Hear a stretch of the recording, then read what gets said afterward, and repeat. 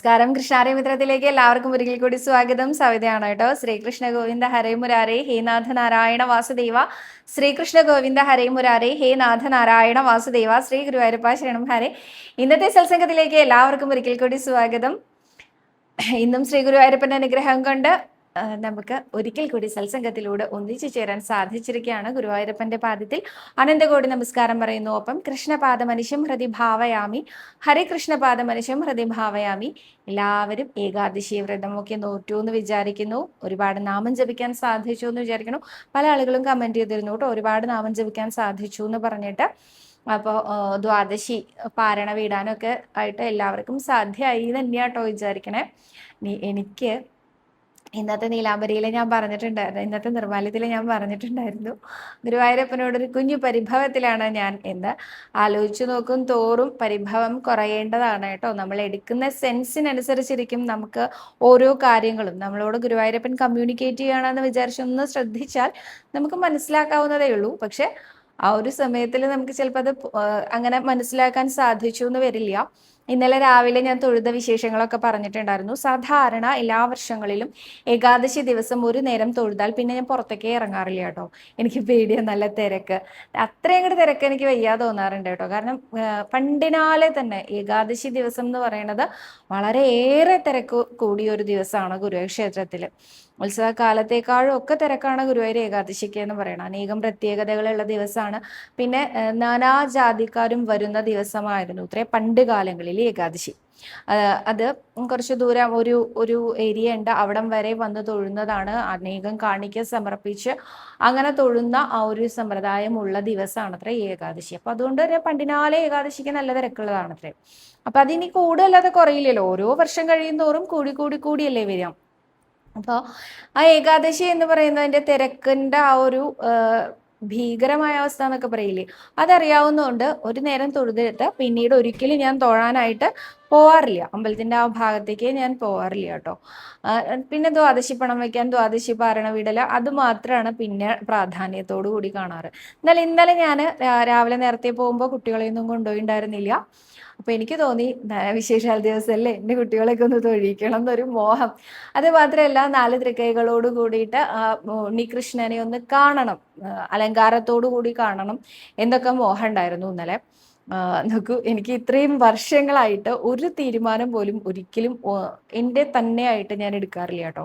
ഒരു ആഗ്രഹം പറഞ്ഞാൽ അത് എന്താണോ ചേച്ചി പറയണേ, എന്താണോ ഹസ്ബൻഡ് പറയണേ, എന്താണോ അമ്മ പറയണേ, ഇതൊക്കെ നോക്കിയിട്ട് ഇവരെന്താ പറയണേ വെച്ചാൽ അതന്നെ ഞാൻ കേൾക്കാറുള്ളൂ. അപ്പൊ എനിക്ക് സ്വന്തമായിട്ട് ഒരു തീരുമാനം എടുക്കാൻ എപ്പോഴും പേടിയാ, ഇപ്പോഴും അറിയില്ല സ്വന്തമായിട്ട് തീരുമാനം എടുക്കാൻ. ഇന്നലെ ഇവരെല്ലാവരും പറഞ്ഞു കുട്ടികളെയും കൊണ്ട് ഇപ്പൊ എന്തായാലും ഗുരുവായൂർ അമ്പലത്തിൽ പോകണ്ട, നല്ല തിരക്കാണ്, നമുക്ക് പാർത്ഥസാരഥി അമ്പലത്തിൽ പോവാം, എന്തായാലും ഗീതാദീനല്ലേ എന്ന് ചോദിച്ചു. അപ്പൊ അവിടെ പോയി ദീപാരാധനയൊക്കെ കണ്ടു. ഇപ്പൊ തിരിച്ചു പോന്നാൽ മതിയായിരുന്നു. പകരം ഞാൻ പറഞ്ഞു അല്ല, എനിക്ക് കുട്ടികളെ തൊഴിക്കണം എന്ന്. അപ്പൊ എൻ്റെ മാത്രം തീരുമാനത്തില് ഞാൻ ഇന്നലെ ഗുരുവായൂർ അമ്പലത്തിലേക്ക് വൈകുന്നേരം കുട്ടികളെയും കൊണ്ടുപോയി. 6:15 കൂടി അമ്പലത്തിലെത്തി.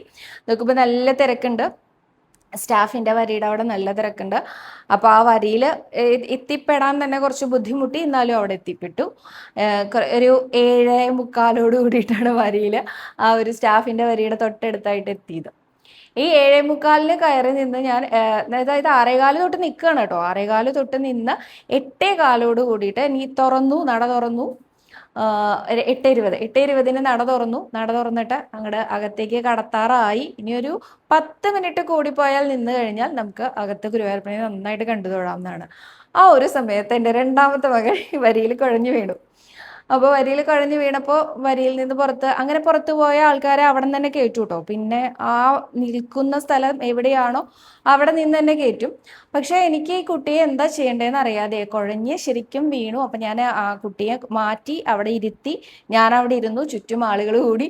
പെട്ടെന്ന് പലരും എന്നെ കണ്ടാൽ തിരിച്ചറിയുന്നവരായിരുന്നു. അപ്പൊ സവിതയല്ലേ ഇത്, സവിതയുടെ കുട്ടിയാണോ, എന്താ പറ്റിയത് എന്നൊക്കെ ചോദിച്ചു. ചുറ്റും ആളുകളൊക്കെ കൂടി നിൽക്കുകയാണ്. ആരൊക്കെയോ ഫാൻ കൊണ്ടുവന്നു, കുഞ്ഞൊരു ഫാൻ ഒരു ഭക്തയുടെ കയ്യിലുണ്ടായിരുന്നു. അവർക്ക് അത് തന്നു. വെള്ളം കൊണ്ടുവന്നു, കുട്ടിയുടെ മുഖത്ത് തെളിച്ച്. കുട്ടി ഉണരുന്നില്ല, ആകെ പേടിയായി. അപ്പൊ എനിക്ക് ഇനി എന്താ ചെയ്യേണ്ടതെന്ന് അറിയാതെയായി. അപ്പം എനിക്ക് ആകെ സങ്കടം വന്നു. ഞാൻ ഭഗവാനോട് ഇങ്ങനെ എന്നാലും എൻ്റെ ഒരു തീരുമാനം ഇങ്ങനെ ആയില്ലോ എന്നുള്ളൊരു സങ്കടത്തിൽ വല്ലാണ്ട് സങ്കടപ്പെട്ടിരിക്കുന്ന സമയത്ത് എവിടെ നിന്നോ എൻ്റെ അനിയൻ വന്നു പെട്ടെന്ന് കേട്ടോ. അപ്പോൾ എനിക്ക് അത്ഭുതമായി. കാരണം തിങ്ങിക്കൂടി നിൽക്കുകയാണ് ആളുകൾ. അപ്പം അതിൻ്റെ ഇടയിൽ അവിടെ ഒരു കുട്ടി വീണിരിക്കുകയാണെന്നോ ആ കുട്ടിയുടെ അമ്മ അടുത്തിരിക്കേണ്ടതെന്നുള്ളതല്ലാതെ അതെൻ്റെ ഓപ്പോളാണ്, ഓപ്പോളുടെ കുട്ടിയാണ് എന്നുള്ളത് എൻ്റെ അനിയൻ ഹരിക്കുട്ടൻ എന്നാട്ടോ ഞാൻ വിളിക്കുക, ഹരി എന്നാണ് പേര്. ഹരിക്കുട്ടന് അത് അറിയാൻ ഒരു സാധ്യതയില്ല, കാരണം അവിടെ ചുറ്റും ആൾക്കാർ നിൽക്കുകയല്ലേ. പക്ഷേ അതെന്താ സംഭവിച്ചതെന്ന് ചോദിച്ച് കുട്ടി വീണതാണെന്ന് പറഞ്ഞാൽ ഏത് കുട്ടിയാണെന്ന് നോക്കാൻ വന്ന എൻ്റെ അനിയന് കാണാൻ പറ്റിയത് എന്നെയും മക്കളെയാണ്. അപ്പോൾ വേഗം ഇങ്ങോട്ട് എടുത്തു കുട്ടിയെ. എനിക്ക് ഇപ്പോഴും അത്ഭുതമാണ് കേട്ടോ. കാരണം എന്താ വെച്ചാൽ 45 കിലോ ഉള്ള കുട്ടീനെ എങ്ങനെ എടുക്കാൻ പറ്റണത് എന്നുള്ളത് തന്നെ എനിക്ക് വലിയ അത്ഭുതമാണ്. അപ്പോൾ ആ കുട്ടിയെ എടുത്തിട്ട് ഭഗവതിക്കേട്ട് വഴി പുറത്തേക്ക് ഇറക്കി കൊണ്ടുപോയി. അപ്പം ഞാൻ ബാക്കിയുള്ള കുട്ടികളെ കൊണ്ട് പിന്നാലെ പോകുമ്പോൾ എനിക്ക് ടെൻഷൻ, എൻ്റെ അനിയൻ്റെ നടുവൊടിയോന്ന് വരെ ഞാൻ പേടിച്ചു. അത്രയും എന്താ പറയുക തിരക്കിൽ കുട്ടിയെ കൊണ്ട് ഓടി. അപ്പോൾ ഇപ്പോഴും ഞാൻ വിചാരിക്കുന്നത് ഗുരുവായൂരപ്പനാണ് എൻ്റെ അനിയനെ അവിടെ എത്തിച്ചതെന്നാണ്. കാരണം എന്താ വെച്ചാൽ ഒട്ടും സാധ്യതയില്ല. തിരക്കിലെ ആൾക്കാരിങ്ങനെ കൂടിക്കൂടി ഇരിക്കുന്ന സ്ഥലത്ത് ഒരു ആൾക്കൂട്ടം കണ്ടു വെച്ചിട്ട് അവിടേക്ക് ശ്രദ്ധ പോകാണ്ട ഒരു കാര്യവുമില്ല. ഇനിയിപ്പോൾ അഥവാ ശ്രദ്ധ പോയാൽ അത് കുട്ടി വരിയിൽ നിന്ന് കുഴഞ്ഞതാണെന്ന് പറഞ്ഞാൽ ശരി എന്നേ പറയാൻ സാധ്യതയുള്ളൂ. കാരണം വരിയിൽ നിന്ന് കുഴഞ്ഞു പോകുന്ന ആൾക്കാർക്ക് വെള്ളം കൊടുക്കുന്നത് നമ്മൾ കാണാറുണ്ട്. കുറച്ച് കഴിഞ്ഞാൽ അവർ വരിയിൽ കയറി തൊഴുന്നതും നമ്മൾ കാണാറുണ്ട്. അത് അവിടുത്തെ സ്ഥിരം കാഴ്ചയായത് കാരണം അങ്ങനെ ഒരു കാഴ്ചയാണെന്ന് കരുതി ഹരിക്കുട്ടൻ അങ്ങനെ പോവേ വേണ്ടു. പക്ഷെ അവിടെ നിന്ന് ആരാണെന്ന് അന്വേഷിക്കാൻ ഭഗവാനാണ് തോന്നിപ്പിച്ചത്.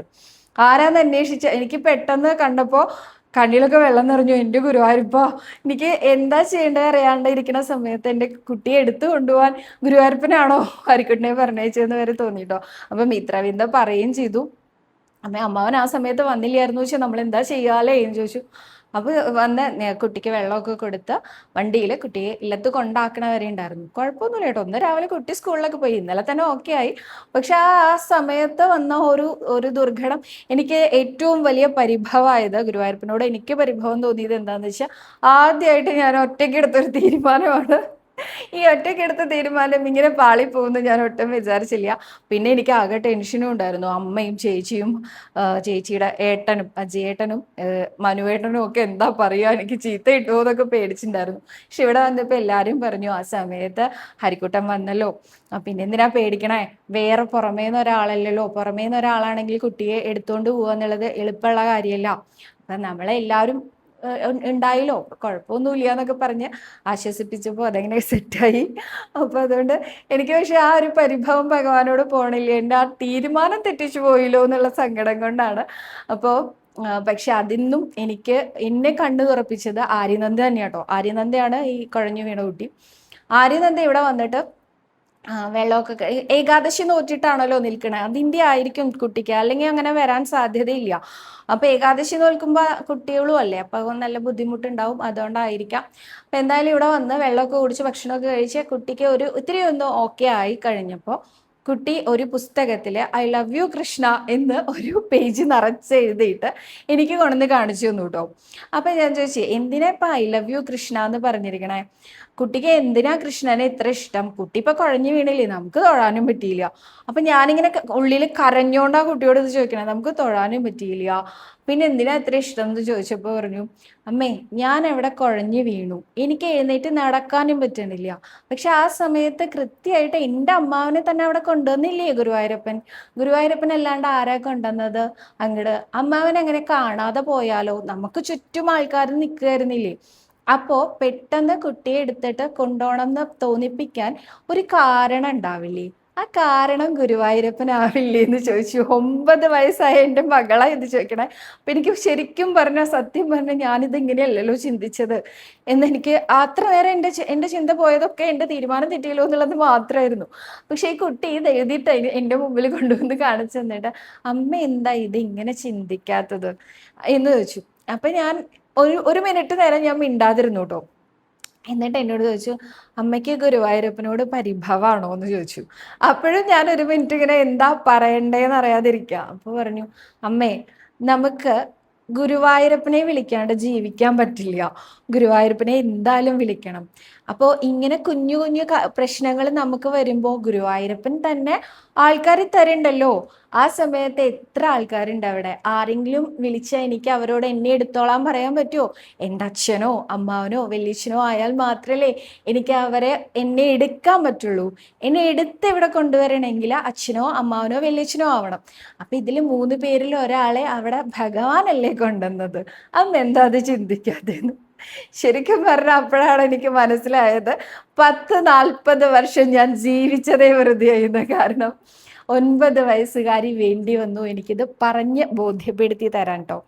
അപ്പോൾ അതെനിക്ക് ഒരുപാട് സന്തോഷം ഉണ്ടാക്കുകയും ചെയ്തു. ഒപ്പം ആ പരിഭവമൊക്കെ അലിഞ്ഞ് ഇല്ലാണ്ടാവുകയും ചെയ്തു. ഞാൻ ഇന്നലെ പറഞ്ഞിരുന്നു, പക്ഷെ ദ്വാദശിക്ക് ഞാൻ വരില്ല, ദ്വാദശി പണം ഞാൻ വെക്കില്ല, ഞാൻ ഇപ്പൊ തന്നെ എൻ്റെ ഏകാദശി അവസാനിപ്പിക്കും എന്നൊക്കെ പറഞ്ഞ അത്രയും സങ്കടത്തിലിരിക്കായിരുന്നു. അപ്പൊ രാത്രി ഒരു 11:30 മണി കഴിഞ്ഞിട്ടാണ് കുട്ടി എന്നോട് ഇങ്ങനെ വന്ന് പറയണത്, അമ്മ ഇങ്ങനെ ഒന്ന് ചിന്തിച്ചു നോക്കൂ എന്ന്. ഇത് കേട്ടപ്പോൾ പിന്നെ എനിക്ക് രാവിലെ ദ്വാദശിക്ക് തൊഴാൻ പോവാതിരിക്കാൻ വയ്യാന്നായി. അതുകൊണ്ട് ഇന്നും ഞാൻ ദ്വാദശിക്ക് പോയിട്ടുണ്ടായിരുന്നു, തൊഴുതു. ഭഗവാനോട് ഒരു കുഞ്ഞു പരിഭവമൊക്കെ ഇപ്പോഴും എൻ്റെ ഉള്ളിലുണ്ട് കേട്ടോ. ഒരു തീരുമാനം തെറ്റിയതിലുള്ള ഒരു സങ്കടം. അപ്പോൾ എനിക്കത് ഇവർ പറഞ്ഞത് കേട്ടാൽ മതിയായിരുന്നു. സ്വന്തമായിട്ടൊരു തീരുമാനം എടുക്കാനുള്ള ഒരു കഴിവില്ലാത്ത ആൾക്കാർ ആരെങ്കിലുമൊക്കെ പറഞ്ഞാൽ കേൾക്കണം എന്നുള്ളതും കൂടി ഉണ്ട്. ഇതിൽ വേറൊരു കാര്യം ഉണ്ട് കേട്ടോ.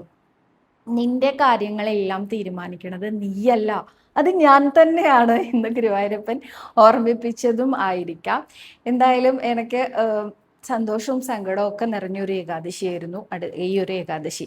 ഇത് കഴിഞ്ഞ് ഇവിടെ വന്നപ്പോൾ എന്നോട് പറഞ്ഞു, ആര്യനന്ദ തന്നെ പറഞ്ഞു, കഴിഞ്ഞ വർഷം ഞാൻ കാരണം അമ്മ ഹോസ്പിറ്റലിലായിരുന്നു ഈ ഏകാദശി ദിവസം. 2 ദിവസം മുമ്പായിരുന്നു നിങ്ങൾ എന്നെ എല്ലാവരും കൂടെ ഓർമ്മിപ്പിച്ചത്.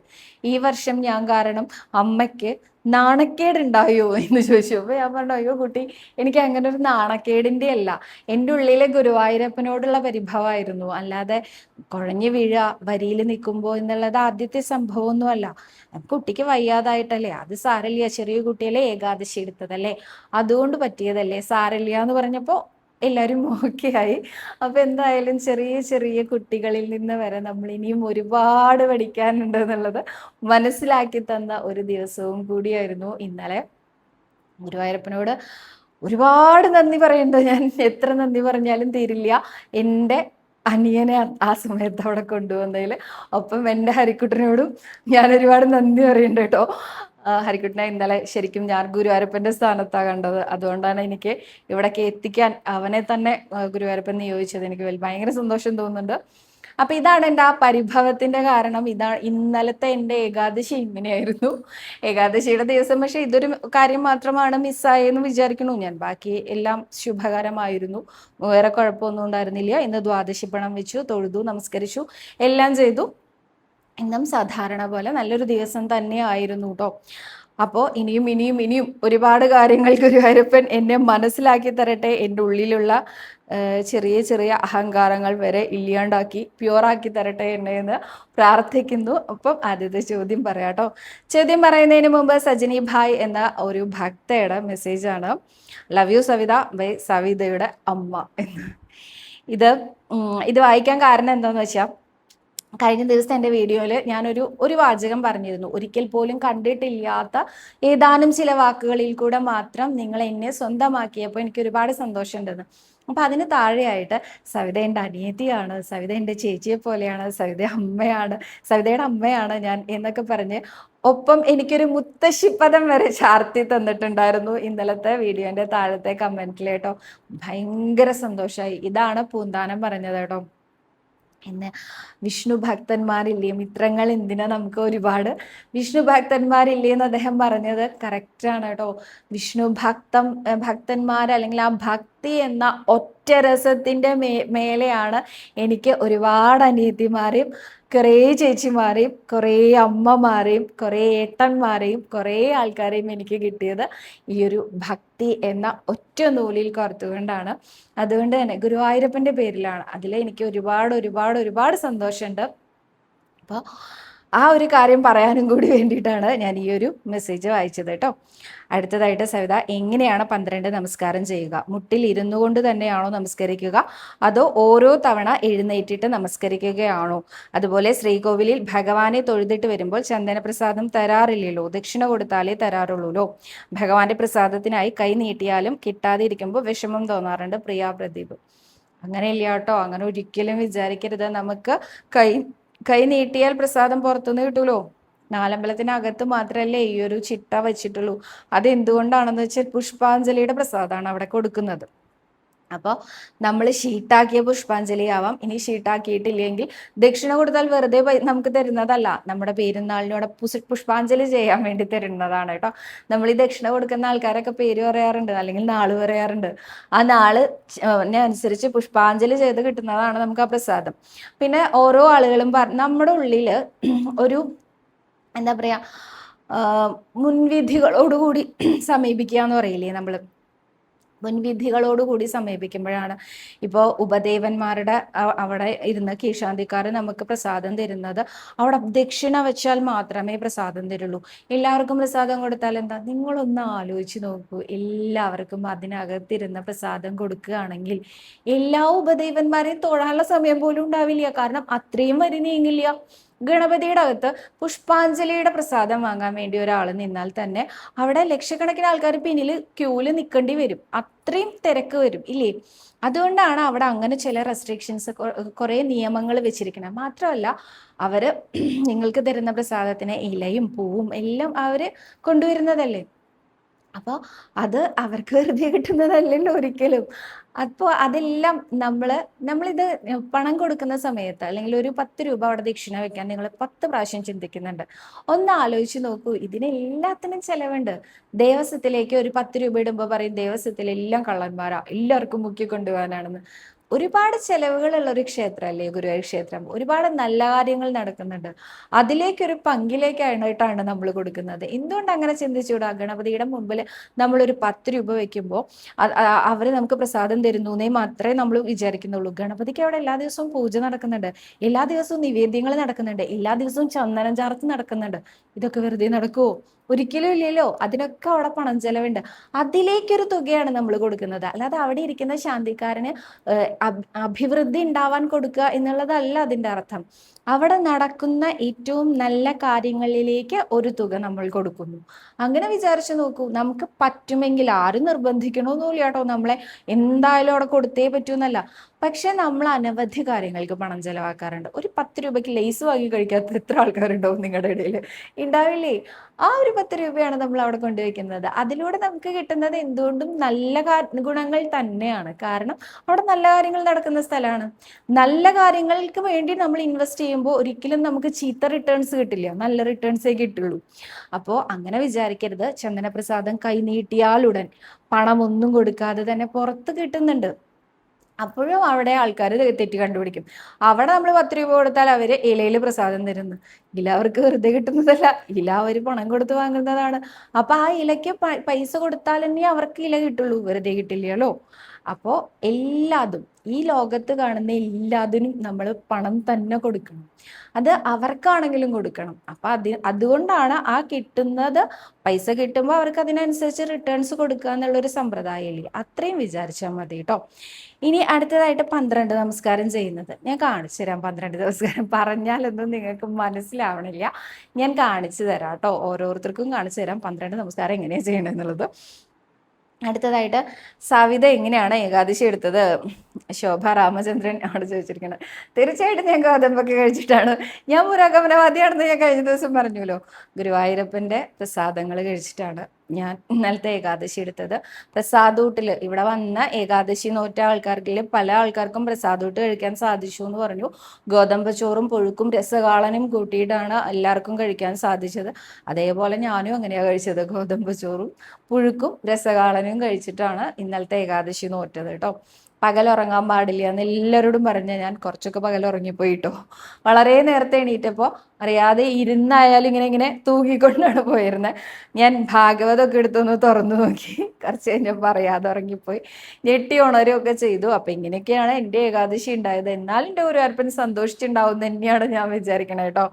കാരണം എന്താ വെച്ചാൽ ഒന്നിനും ഒരു വ്യവസ്ഥ വെക്കാത്ത ഞാൻ ഇത്രയൊക്കെ ചെയ്തില്ലേ, സാരമില്ല പോട്ടെ എന്ന് വിചാരിക്കുന്നുണ്ടാവും നമ്മുടെ ഉണ്ണികൃഷ്ണൻ എന്ന് ഞാൻ വിചാരിക്കുന്നു.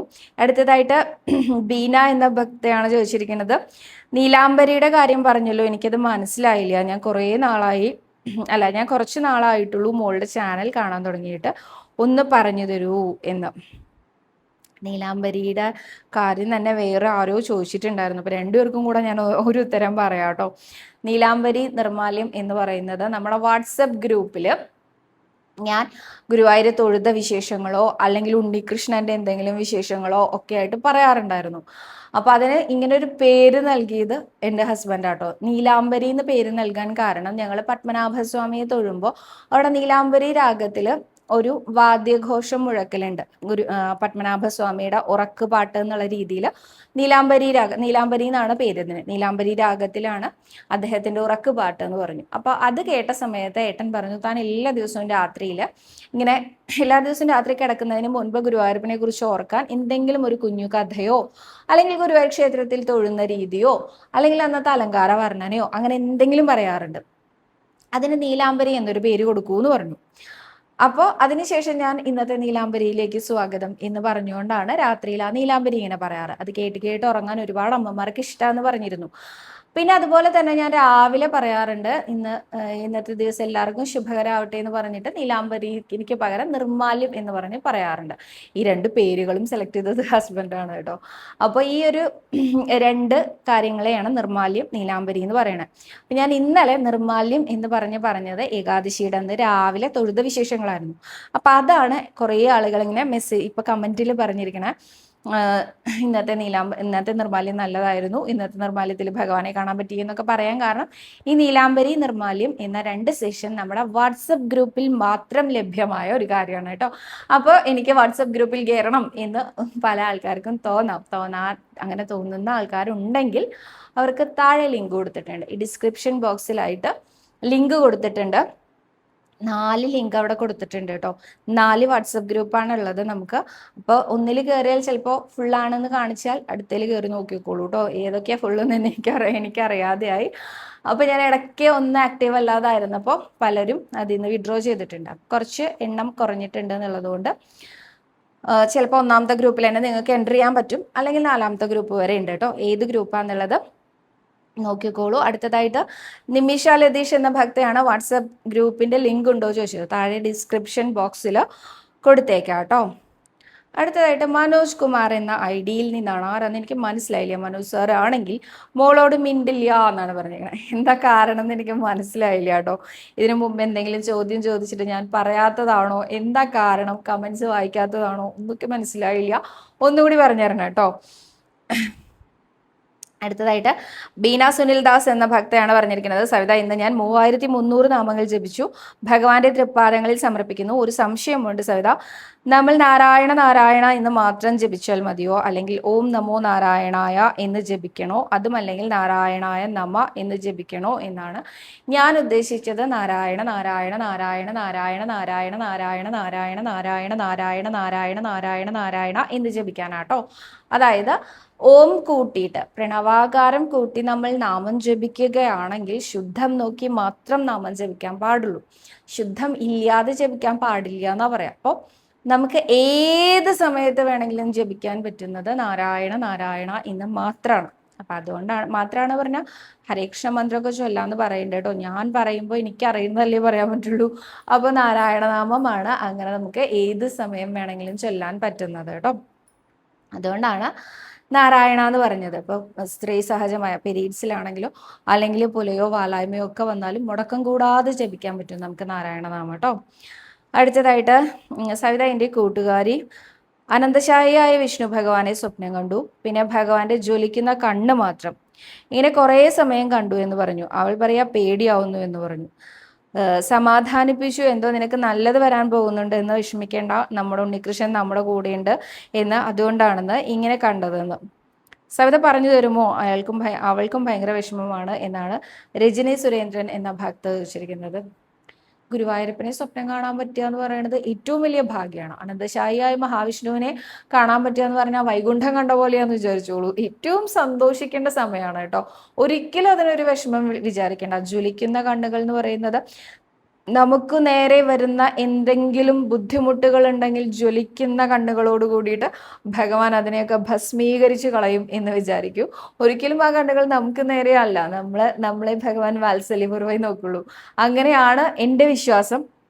അപ്പോൾ അങ്ങനെ തന്നെ വിശ്വസിച്ചോളൂ, ഒരിക്കലും വിഷമിക്കേണ്ട കാര്യമില്ല കേട്ടോ. അടുത്തതായിട്ട്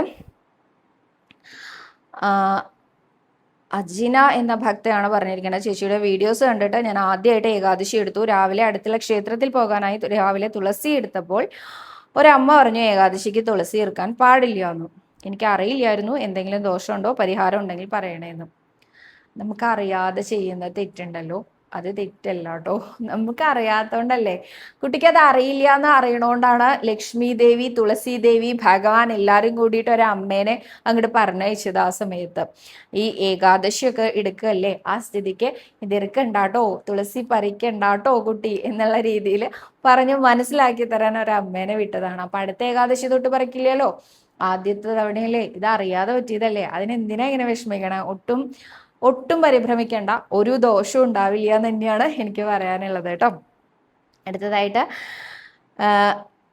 ഏതെങ്കിലും കാരണവശാൽ നാമജപം മുടങ്ങിയാലോ എന്ന പേടിയുണ്ട്. പിന്നെ നാരായണ ജപം അരമണിക്കൂർ കൊണ്ട് എത്ര പ്രാവശ്യം എന്ന് കൂടി പറയാമോ? 3300ഓളം പ്രാവശ്യം നമുക്ക് അരമണിക്കൂർ കൊണ്ട് തന്നെ ചൊല്ലി തീർക്കാൻ സാധിക്കും എന്ന് തന്നെയാണ് എനിക്ക് തോന്നുന്നത് കേട്ടോ. ഇനി നാമജപം ഏതെങ്കിലും തരത്തിൽ മുടങ്ങിയാലോ എന്ന് കരുതി ഇതുപോലെയുള്ള കാര്യങ്ങൾ കൊണ്ടാണ് നമ്മുടെ ഹിന്ദുയിസത്തിലേക്ക് അല്ലെങ്കിൽ സനാതന ധർമ്മത്തിലേക്ക് ആളുകൾ വരാൻ മടിക്കുന്നത്. അത് ചെയ്താൽ ദോഷാണോ, ഇത് ചെയ്താൽ ദോഷാണോ, അങ്ങനെ ചെയ്താൽ ദോഷാണോ. അപ്പോൾ ഇത് എനിക്ക് ഇത്രയും ഉറപ്പിച്ച് എന്നിൽ ഊട്ടി ഉറപ്പിച്ചത് എൻ്റെ ഭർത്താവ് മനുവേട്ടൻ തന്നെയാണ് കേട്ടോ. എനിക്കും ഈ പറഞ്ഞ കുറെ സംശയങ്ങൾ ഉണ്ടായിരുന്നു. അങ്ങനെ ചെയ്യാൻ പാടുമോ, അങ്ങനെ ചെയ്ത തെറ്റില്ലേ, അങ്ങനെയൊക്കെ കുറെ കാര്യങ്ങൾ ഉണ്ടായിരുന്നു കേട്ടോ. അപ്പോൾ ഏട്ടനാ പറയാ അങ്ങനെ ചെയ്താൽ തെറ്റില്ല, താനിപ്പോൾ തൽക്കാലം ചെയ്യൂ എന്ന് പറയും. അതായത് ഇപ്പൊ നാരായണ കവചമൊക്കെ ചൊല്ലി തുടങ്ങിയാൽ ഞാൻ വിചാരിക്കും നാരായണ കവചം ചൊല്ലി എല്ലാ ദിവസവും ചൊല്ലിയില്ലെങ്കിൽ ദോഷാവൂ, പിന്നെ ചൊല്ലാതിരിക്കാം.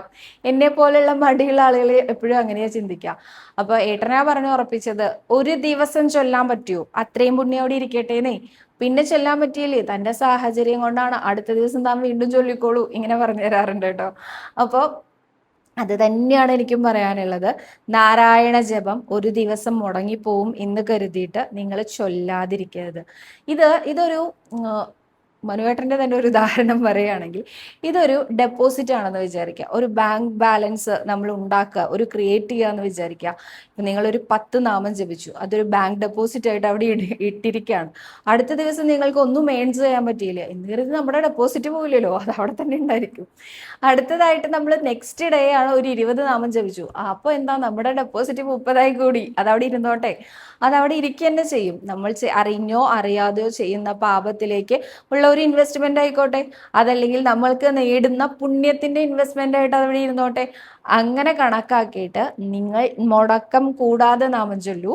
ഇനി മുടങ്ങിപ്പോയി എന്ന് കരുതി അടുത്ത ദിവസം അടുത്തത് വീണ്ടും ചെയ്യൂ. ഇപ്പൊ ഒരു ദിവസം 3300 നാമം ജപിക്കാൻ പറഞ്ഞു, പക്ഷെ അന്നത്തെ ദിവസം ചെയ്യാൻ പറ്റില്ല, വേണ്ട അടുത്ത ദിവസം 6600 നാമം ജപിക്കൂ. അതല്ലെങ്കിൽ ഇവിടെ 3300 ഇവിടെ പെൻഡിങ് ഉണ്ട്, അതവിടെ ഇരുന്നോട്ടെ. എന്നിട്ട് നിങ്ങൾ ഒരു കാര്യം ചെയ്യൂ, അടുത്ത ദിവസം 3300 ജപിക്കൂ, 11 ദിവസം കൊണ്ട് ഇത് 300 നാമം വെച്ചിട്ട് അങ്ങനെ ചൊല്ലും. അങ്ങനെ ആവുമ്പോൾ കൂടി വരുമല്ലോ. അങ്ങനെ ചെയ്യാൻ ശ്രമിക്കൂ. അപ്പോൾ മുടങ്ങി പോകുന്നുള്ള ഒരു പേടിയും വേണ്ട. മുടങ്ങി എന്ന് കരുതി നമ്മളെ കുന്തം കൊണ്ട് കുത്താൻ അവിടെ ആരും നിൽക്കുന്നില്ല. നിങ്ങൾ ധൈര്യമായിട്ട് ജപിച്ചോളൂ കേട്ടോ. ഇനി ഒരു കഥ പറയാട്ടോ, അതോടുകൂടി ഞാൻ അവസാനിപ്പിക്കേണ്ടി വരും. ഇനിയുണ്ട് ചോദ്യം, എന്നാലും ഒരു കഥ പറയാണ്. ഇതെങ്ങനെ കിട്ടിയതാന്ന് അറിയില്ല കേട്ടോ. എൻ്റെ അമ്മ കുട്ടികൾക്ക് പറഞ്ഞു കൊടുക്കുന്നതാണ്. കുട്ടികൾക്ക് പറഞ്ഞു കൊടുക്കണത് എന്താ വെച്ചാൽ ഇത്തിരി മോഡേൺ ആയിട്ടുള്ള യുഗമാണല്ലോ ഇപ്പോൾ. അപ്പോൾ കുട്ടികൾക്ക് ഇത് ഇപ്പോഴേ പറഞ്ഞു പഠിപ്പിച്ചാലേ അവർക്ക് അങ്ങനെ എന്തെങ്കിലും ബുദ്ധിമുട്ട് വന്നാൽ നാമം ജപിക്കണം എന്ന് ആദ്യം തോന്നുള്ളൂ എന്ന് പറഞ്ഞിട്ടാട്ടോ. അപ്പം അതെന്താ കാരണം എന്ന് വെച്ചാൽ എന്താ കഥ എന്ന് വെച്ചാൽ രണ്ട് പെൺകുട്ടികൾ വിദേശത്ത് പോയി. അപ്പോൾ അവർ കേരളത്തിൽ നിന്ന് പോയവരാണെങ്കിലും രണ്ട് ഡിസ്ട്രിക്റ്റിൽ നിന്ന് പോയവരാണ്. അവിടെ വെച്ച് പരിചയപ്പെടുന്നു 2 കുട്ടികൾ. അതിലൊരാൾ എന്താ പറയുക, വളരെയധികം ഗുരുവായൂരപ്പനെ വിശ്വസിക്കുന്ന ഒരു പെൺകുട്ടിയാണ്. അടുത്ത ആള് ഒട്ടും ഈശ്വര വിശ്വാസം ഇല്ലാത്ത കുട്ടിയാണ് കേട്ടോ. അപ്പൊ ഈ രണ്ട് പെൺകുട്ടികളും ഒരേ ഹോസ്റ്റലിൽ ഒരേ മുറിയിൽ താമസിക്കുകയാണ്. അപ്പൊ ഈ ഈശ്വര വിശ്വാസമുള്ള കുട്ടി എപ്പോഴും നാമം ജപിക്കും, സഹസ്രനാമം ചൊല്ലും, നാരായണീയം വായിക്കും, തൊഴും, നമസ്കരിക്കും ഒക്കെ ചെയ്യും. എവിടെ ചെന്നാലും അതൊക്കെയാണ് ആ കുട്ടീനെ അമ്മ പഠിപ്പിച്ചു വെച്ചിരിക്കണം. അപ്പൊ അതൊക്കെ ചെയ്യും. അപ്പൊ മറ്റേ കുട്ടി ഇരുന്ന് ഇങ്ങനെ പരിഹസിക്കും, നിനക്ക് വേറെ പണിയൊന്നുമില്ല, ഈ ഒരു കലിയുഗത്തിൽ ഈ ഒരു എന്താ പറയാ, ഇപ്പോഴത്തെ ആൾക്കാരുടെ ഈ ഒരു 21ാം നൂറ്റാണ്ടിലാണോ, ഈ ഒരു 2025-ലാണോ എന്നൊക്കെ ചോദിക്കണ കേട്ടിട്ടില്ലേ? അതേപോലെ ഈ കാലഘട്ടത്തിലാണോ നീ ഇങ്ങനെ നാമമൊക്കെ ജപിച്ച് നടക്കുന്നത്? സത്യത്തിൽ ഈശ്വരനുണ്ടോ? നീ ഇന്നേ വരെ കണ്ടിട്ടുണ്ടോ എന്നൊക്കെ ചോദിച്ചിട്ട് ഇങ്ങനെ പരിഹസിക്കുകയേ ചെയ്യുള്ളൂ. ആ പെൺകുട്ടിയാണെങ്കിലോ അതൊക്കെ നിസ്സാരമായിട്ട് തള്ളിക്കളയും. നീ എന്താച്ചാ പറഞ്ഞോളൂ, പക്ഷെ ഞാൻ നാമം ജപിക്കും. ദിവസവും ഒരു അരമണിക്കൂറെങ്കിലും നാമം ജപിക്കാതെ അല്ലെങ്കിൽ ആ കുട്ടിയുടെ റുട്ടീൻ ജപം ഇല്ലാണ്ട് ആ കുട്ടി ഒരു കാര്യവും ചെയ്യില്ല. അപ്പൊ അങ്ങനെ ഇരിക്കുന്ന ഒരു ദിവസം രാത്രിയിൽ ഇവർക്കൊരു അത്യാവശ്യം വന്നു, പുറത്തേക്ക് പോകണമെന്ന് പറഞ്ഞു. പുറത്തേക്ക് പോകണമെന്ന് പറയുമ്പോൾ ഈ വിശ്വാസമില്ലാത്ത കുട്ടി പറഞ്ഞു, നമുക്കൊന്ന് പുറത്തു പോയാലോ എന്ന് ചോദിച്ചു. അപ്പൊ ഈ മറ്റേ പെൺകുട്ടി പറഞ്ഞു, രാത്രിയാണ്, നേരം ഒരുപാട് വൈകി, ഇപ്പൊ പോണോ, ആവശ്യമുണ്ടോ ചോദിച്ചപ്പോൾ അത്യാവശ്യമുണ്ട്, നമുക്ക് പോവാം എന്ന് പറഞ്ഞു. ഇത് കേട്ടപ്പോൾ പറഞ്ഞു, ഇവര് താമസിക്കുന്ന ഏരിയ കുറച്ച് കള്ളന്മാരൊക്കെ ഉള്ള ഏരിയ ആണ്. അപ്പൊ പറഞ്ഞു, ഇത് അത്ര സേഫ് ഒന്നുമല്ല, നമ്മൾ ഈ ഒരു രാത്രിയിൽ ഇറങ്ങുന്നത്, വിദേശമാണ് ശരിയാണ്, പക്ഷെ എന്നാൽ പോലും നമ്മൾ ഈ താമസിക്കുന്ന ഏരിയ കുറച്ച് ബുദ്ധിമുട്ടുകളുള്ള ഏരിയ അല്ലേ, അപ്പൊ ഇപ്പൊ ഇറങ്ങണോ എന്ന് വീണ്ടും ചോദിച്ചപ്പോൾ, നിനക്കല്ലേ ഭയങ്കര ദൈവവിശ്വാസം, നീ ദൈവത്തിനെ വിളിച്ചോളൂ, പേടി വരുമ്പോ നീ അങ്ങനെയല്ലേ അല്ലെങ്കിലും ചെയ്യണം എന്ന് പറയാറ്, എന്നിട്ട് എൻ്റെ കൂടെ വന്നോളൂ എന്ന്. അപ്പൊ ഈ കുട്ടി മനസ്സോട് കൂടിയിട്ട് നാമം ജപിച്ചുകൊണ്ട് ഈ മറ്റാളുടെ അടുത്തേക്ക് പോവാണ് കേട്ടോ. ഈ രണ്ട് പെൺകുട്ടികളും കൂടി പുറത്തിറങ്ങാണ്. അവരെന്തോ ചെറിയ പർച്ചേസിനായിട്ടാണ് പോകുന്നത്. ഇവര് രണ്ടുപേരും പോകുന്നത് ഒരു കൂട്ടം അക്രമികളായിട്ടുള്ള കള്ളന്മാര് കാണുന്നുണ്ട്. അപ്പോൾ ഇവര് രണ്ടുപേരും പോകുമ്പോൾ കുറച്ചു ദൂരം കഴിഞ്ഞപ്പോൾ ഈ പെൺകുട്ടി, ഈ വിശ്വാസമില്ലാത്ത പെൺകുട്ടി പറഞ്ഞു, നീ ഇവിടെ നിൽക്ക്, ഞാനൊന്ന് പോയിട്ട് ആ കാണുന്ന എന്താ പറയുക സൂപ്പർ മാർക്കറ്റിൽ നിന്ന് സാധനങ്ങൾ വാങ്ങിയിട്ട് വരാം എന്ന് പറഞ്ഞു. എന്നിട്ട് ഈ കുട്ടി രണ്ടുപേരും തമ്മിൽ സെപ്പറേറ്റ് ആവുകയാണ്. ഈ സെപ്പറേറ്റ് ആയിട്ട് ഈ വിശ്വാസമില്ലാത്ത കുട്ടി കുറേ ദൂരം മുന്നോട്ട് നടന്നപ്പോൾ ഒരു വണ്ടിയിൽ വന്നിട്ട് ഈ അക്രമികൾ ഈ വിശ്വാസമില്ലാത്ത കുട്ടീനെ പിടിച്ചുകൊണ്ട് പോയി, കാണാനില്ലാതായി, പിടിച്ചുകൊണ്ട് പോയി. അപ്പൊ ഈ വിശ്വാസമുള്ള കുട്ടി വളരെയധികം പേടി വന്നാൽ നമ്മൾ നാമം ജപിക്കുകയാണല്ലോ ചെയ്യുക. നാമം ജപിച്ചുകൊണ്ട് എന്താ ചെയ്യേണ്ടതെന്ന് അറിയില്ല, പരിഭ്രമത്തോടുകൂടി അവസാനം ആ കുട്ടി എന്ത് ചെയ്തു, പോലീസിനെ വിവരം അറിയിച്ചു, ഇങ്ങനെ ഒരു കുട്ടിയെ കാണാനില്ല, മിസ്സിംഗ് ആണ്, എൻ്റെ കൂടെ വന്നതാണ്, എനിക്ക് എന്താ ചെയ്യേണ്ടതെന്ന് അറിയില്ല എന്നൊക്കെ പറഞ്ഞ് പോലീസിനെ വിവരം അറിയിച്ചു. പിറ്റേ ദിവസം രാവിലെ ആയപ്പോൾ ആ കുട്ടി മരിച്ചതായിട്ടാണ് കണ്ടെത്തിയത്. അപ്പൊ ഈ വിശ്വാസമില്ലാത്ത കുട്ടി മരിച്ചു പോയതായിട്ടാണ് കണ്ടത്. അന്ധവിശ്വാസമാണെന്നൊക്കെ പറഞ്ഞ് കളിയാക്കുന്ന കുട്ടിയാണ്. ആ കുട്ടി മരിച്ചു പോയതായിട്ട് കണ്ടു. ആ കുട്ടിയുടെ ദേഹത്തുണ്ടായിരുന്ന ആഭരണങ്ങളൊക്കെ നഷ്ടപ്പെട്ട രീതിയിലും ഒക്കെയാണ് കണ്ടത്. അപ്പോൾ പോലീസിലെ വിളിച്ചു കൊണ്ടുപോയി ഒരു ഏതാനും ചില മാസങ്ങളുടെ ഇൻവെസ്റ്റിഗേഷൻ അതൊക്കെ കഴിഞ്ഞപ്പോഴേക്കും കേസൊക്കെ തെളിയിക്കപ്പെട്ടു. ആരാണ് അക്രമികളെന്ന് ആ അക്രമികളെയൊക്കെ പിടിച്ചു കെട്ടി ഇവരെ ഈ കുട്ടിയുടെ മുമ്പിലെ ഈ ഒരു തിരിച്ചറിയൽ പരേഡ് എന്നൊക്കെ പറയുന്ന പോലെ കാണിച്ചു. കുട്ടിക്ക് അത്ര കൃത്യമായിട്ടൊന്നും ഓർത്തെടുക്കാനൊന്നും പറ്റുന്നില്ല. രാത്രിയിലാണ്, ഇവരൊക്കെ തന്നെയാണോ എന്ന് എനിക്കറിയില്ല. ഒരു വണ്ടിയിൽ വാഹനത്തിനെ പക്ഷെ ഈ കുട്ടിക്ക് കണ്ടാൽ തിരിച്ചറിയും, ഈ വാഹനമാണ്, ഇന്ന വാഹനമാണ്, അതിൽ ഇത്ര ആൾക്കാരുണ്ടായിരുന്നു, ഇത്ര പറയാനേ അറിയുള്ളൂ, മുഖമൊന്നും കണ്ടാൽ തിരിച്ചറിയില്ല എന്ന് പറഞ്ഞു. അപ്പോൾ ഇവരെ വിളിച്ചു വരുത്തിയിട്ട് ചോദിച്ചു, ഇതന്നെ ആണോ വാഹനം? അപ്പൊ തന്നെ ഈ കള്ളന്മാർക്ക് മനസ്സിലായി, ഈ കുട്ടീനെ കണ്ട അവർക്ക് മനസ്സിലാവും, അവർക്ക് പരിഭ്രമായി, അവരെ തിരിച്ചറിഞ്ഞു ഏതാണ്ടെന്ന് മനസ്സിലായി. അപ്പോ ഇവരോട് ചോദിച്ചു, ഈ രണ്ട് പെൺകുട്ടികൾ പോകുന്നുണ്ടായിരുന്നു, നിങ്ങൾ എന്തുകൊണ്ട് ഇവളെ വിട്ടിട്ട് അവളെ മാത്രം പിടിച്ചു എന്ന് ചോദിച്ചു. അപ്പോൾ പറഞ്ഞു, രണ്ട് പെൺകുട്ടികളല്ല, ഇവര് 4 പേരാണ് ഉണ്ടായിരുന്നത്. അതിൽ 2 ആൺകുട്ടികളും 2 പെൺകുട്ടികളുമാണ് ഉണ്ടായിരുന്നത്. ആ രണ്ട് ആൺകുട്ടികളും ഈ ഒരു പെൺകുട്ടിയും ഇവിടെ നിന്നതുകൊണ്ടാണ് ഞങ്ങൾ ആ ഒറ്റ പെൺകുട്ടിയെ മാത്രം പിടിച്ചുകൊണ്ട് പോയത് എന്ന് പറഞ്ഞു. അപ്പൊ ഈ പെൺകുട്ടിയെ വിളിച്ചിട്ട് ചോദിച്ചു, നിന്റെ കൂടെ ആരാ 2 ആൺകുട്ടികൾ ഉണ്ടായിരുന്നേ? ആ കുട്ടി പറഞ്ഞു, എൻ്റെ കൂടെ ആരും 2 ആൺകുട്ടികൾ ഉണ്ടായിരുന്നില്ല, ഞാൻ ഒറ്റയ്ക്കാണ് ഉണ്ടായിരുന്നേ, എൻ്റെ കൂടെ ഈ സുഹൃത്തും. അപ്പൊ ഇവര് പറഞ്ഞു, അല്ല, 2 ആൺകുട്ടികൾ ഈ കുട്ടിയുടെ കൂടെ ഉണ്ടായിരുന്നു. അപ്പൊ പറഞ്ഞു, നിങ്ങൾ ഇത്രയും പേരുണ്ടല്ലോ, 4-5 പേരുണ്ടല്ലോ, അപ്പൊ നിങ്ങൾക്ക് ആ 2 ആൺകുട്ടികളെ കൂടി ആക്രമിച്ച് കീഴ്പ്പെടുത്താൻ ഇത്ര വലിയ ബുദ്ധിമുട്ടുണ്ടോ? എന്തുകൊണ്ട് നിങ്ങൾ ഒഴിവാക്കി? അല്ലല്ല, ഇവരുടെ കൂടെ പഠിക്കുന്ന കുട്ടികളായിട്ടൊന്നും ഞങ്ങൾക്ക് തോന്നുന്നില്ല, പഠനാവശ്യങ്ങൾക്കാണ് വിദേശത്ത് പോയിരിക്കണം. അപ്പൊ ഞങ്ങൾക്ക് തോന്നണില്ല, ആജാനബാഹുവായിട്ടുള്ള നല്ല ഉരുക്ക് ശരീരത്തോട് കൂടിയിട്ടുള്ള രണ്ട് വലിയ ആൾക്കാരായിട്ടാണ് ഞങ്ങൾക്ക് തോന്നിയത്.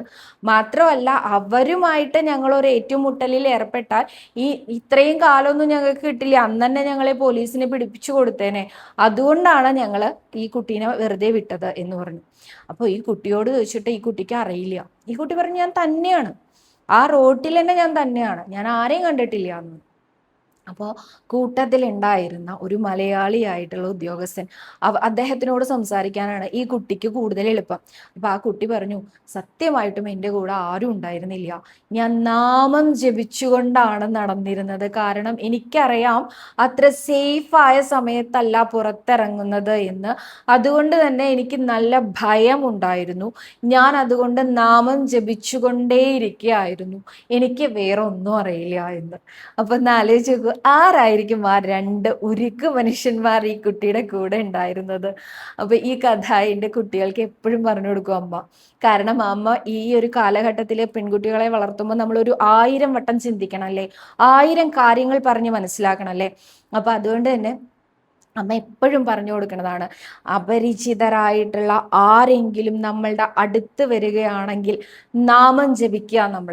നാമം ജപിച്ചുകൊണ്ട് മാത്രം അവരോട് സംസാരിക്കുക, നാമം ജപിച്ചുകൊണ്ട് മാത്രം അവരെന്ത് തന്നാലും വാങ്ങാതിരിക്കുക, വാഹനങ്ങളിൽ കയറാതിരിക്കുക, എപ്പോഴും നമ്മൾ കോൺഷ്യസ് ആയിട്ട് നാമം ജപിച്ചുകൊണ്ടിരിക്കുക എന്താ.